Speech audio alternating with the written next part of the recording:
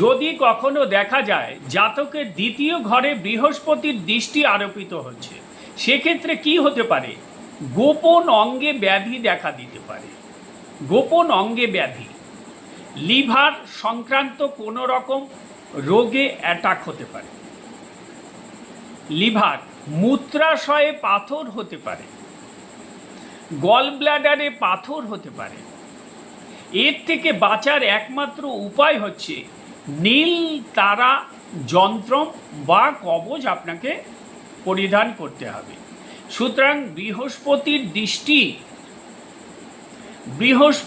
দৃষ্টি দ্বিতীয় কিন্তু খুবই মারাত্মক। প্রতিটি গ্রহের দৃষ্টি যদি দ্বিতীয় ঘরে পড়ে, তার মানে সেই দ্বিতীয় ঘরটা কিন্তু ক্ষমতা হারাচ্ছে।